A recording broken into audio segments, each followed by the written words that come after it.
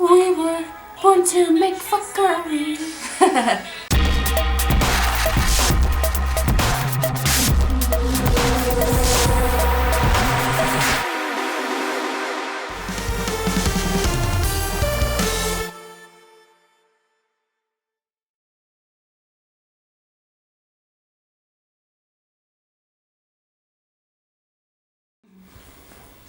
Hey everyone, it's your girl Pranab. And today I will be reviewing episode 1 of Yuri On Ice. And, did that opening tell you anything about how I feel about it? Now, let me tell you. I went into this thinking I wasn't going to like it. Mostly because of A, who I am as a person, and B, because of who I am as a person. I often go in and I watch reviews of stuff before I go and review it, mostly because I want to know what I'm getting myself into. Now, for those of you who don't know me, here's a little recap of myself. I have never finished or in high school. I didn't watch free. I wasn't able to make it past the first 5 minutes. Why? I don't like happy shows. They're not my cup of tea. If you guys have ever watched American Dragon Jake Long, you know those two twins? One is completely like gothic, the other is preppy and sunshine, and the gothic one is gothic because she sees nothing but positivity in her life. Yeah, that's me. That is me to a T. I do not like positive shows. They're just not what I need in my life. Otherwise, I get boggled down with so much positivity. Just too much positivity in my life. Which I know sounds really weird, and it's not something that one normally complains about, but that is a complaint of mine. So I went in knowing that I wouldn't like it for that reason. Now, while I was reading up on Yuri On Ice, I came across quite a few articles about the fetishization of gay people. And I have to agree with what I've just seen in the first episode. That scene at the end in the house, in the, what is it, spring house? That thing? Would we have so many people fangirling over it if it was a heterosexual couple? No, we wouldn't. We would have so many people, like, let's say if Yuri was a chick and Victor was still a guy, we would still have the issue of people saying, oh my god, this is so, like, disgusting. Like, even though there's only a few age difference around them, it's still like, if this isn't okay for a straight couple to do on TV, why is it okay for a gay couple to do on TV? And vice versa. Like, why can't gay people do what straight people do on TV? Like, kiss. It's just, I don't like that. It's just so disturbing that so many people are seeing this and taking it as it is okay to do. No, it's not. If you wouldn't do this to a straight couple, why are you doing it to a gay couple? Why? Why?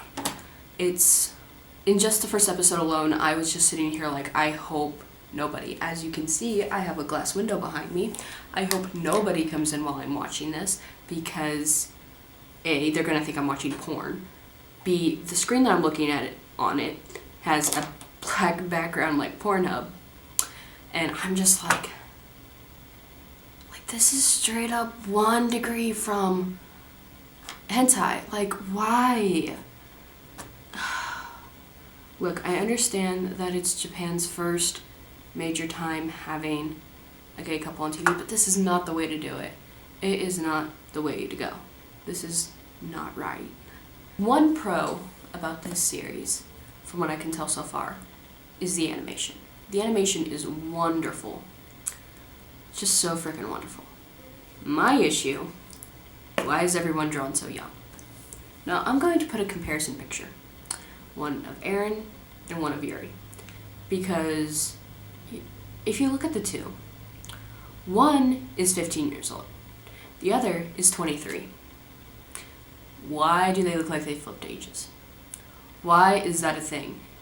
Are you wanting to make him look for, please forgive my language, twink? Trying to like make this so fetishization that I'm just like, are you trying to make this more pedo than it really is. What are you trying to do? I'm just so confused with the fact that so many people are saying this is pro-gay, this is so good for the LGBT community. No, it's not.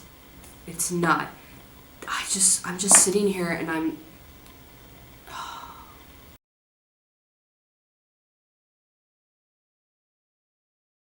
Why, oh, why, oh, why, oh, why, oh, why, oh, why, oh, why, oh, why, oh, why, oh, why, oh, why, oh, why, oh, why? Why are people getting behind this? I mean, the director is quoted for saying, focus on the butts. I understand that it's ice skating and that they do have very nice butts, but why? Oh my god. The fact that she is known to have written focus on the butts on the panels so that they animate the butts better. Like, I mean, there is so much wrong here. So much wrong. I don't think I can get out how wrong it is. As a matter of fact, Animentality is really good at saying how fucking bad fetishization is for this. So I will leave the link for that below and possibly here. Is this in screen? There we go. Whee! Well, I said I did like the animation. I have an issue with the weird transitions, and it's weird as fuck timing to decide to go chibi. Why? Why did you feel the need to go chibi at such a serious point? Why? Why is this a thing? I have a question why is going to come up a lot. Another issue I had with this was the blatant fat shaming. Okay, I understand Yuri is supposed to be athletic. He's supposed to have a lean, muscular build. But I timed it, and it didn't even pass 5 minutes before there was another fat joke, whether it was about his past, his present. Why are there so many fat jokes? I understand that, like, because I've had quite a few friends in competitive dancing, it's a very similar scene to competitive figure skating. I understand that that is a reality of the world, but why does it have to be so blatantly in your face in not a positive way? It's not, like, there's a difference between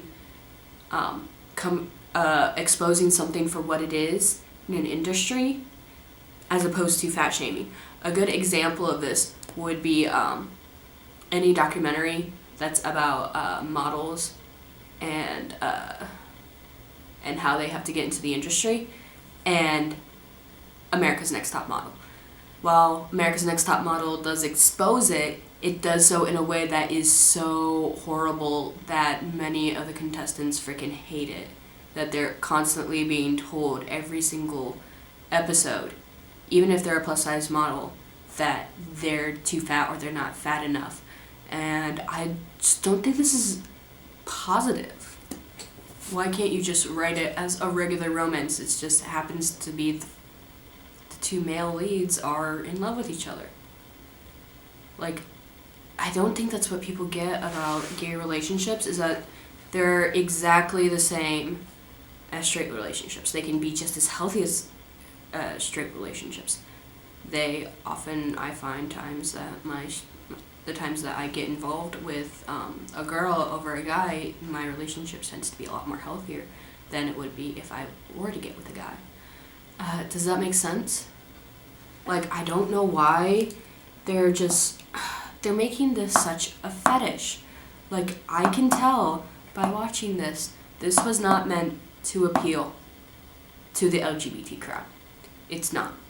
It's meant to appeal to our allies who use porn as a way of activism. I don't see how this is very positive for the LGBT community, except for maybe getting them on more airwaves in Japan. But then again, it's so fetishized and so sexual when it doesn't need to be, that it might just do them more harm than it is good for getting more LGBT couples on air in Japan. It's very counterproductive, and this is all just what I'm getting from the first fucking episode. Normally, I don't have problems with relationships until we're about a season in, but if your relationship has as many problems as 50 Shades of Grey in the first 20 pages, then there's something very wrong with the product that you're making. Something very, very wrong. I'm not a fan of this show. I can't get behind this. Okay, now that I've completely, like, just said everything negative about it, I'm gonna say the few positive things that I have here. One pro, the animation, when it doesn't go into fucking chibi form. So there's that asterisk there. I'm not a fan of the chibi shit, but when they're on the ice skating, it is absolutely fucking beautiful. It's wonderful. I love that transition that they use in the Born to Make History, and at the very beginning, at the very first intro, where Victor is pirouetting, and then he turns, and his hair like recedes back into his head and becomes the shorter style that he has nowadays. That is fucking beautiful. And the fact that I've actually done a little bit of research before I watched this, yeah, I know, I'm one of those. But the guy who did the intro for Born to Make History animated it all by himself. Just him, no one else. And that is freaking awesome. Like, I'm lucky if I can draw a stick figure. And the fact that it's just so beautiful, I'll tell you right now, I am a sucker. I am a sucker for charcoal animation, such as Pocahontas Gone with the Wind. When they do that charcoal animation, the fact that they did that here was just so beautiful, and it morphs so well into the next animation. However, that does not forgive the rest of this fuckery. And the last positive thing that I have to say about this is that Hanji, as the voice of the woman, is the voice of Minako?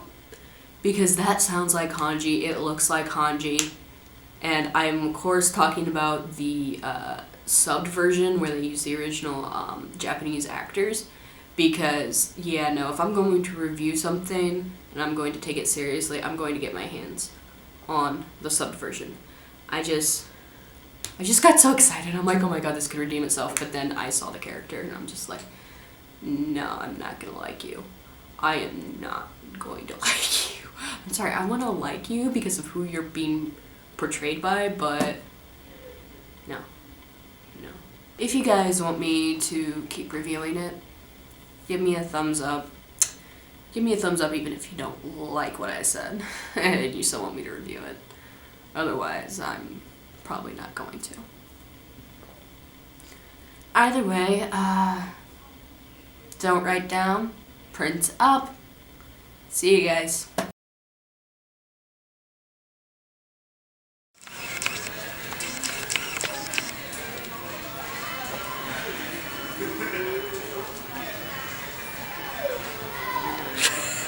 What are you doing? It's recording. Oh.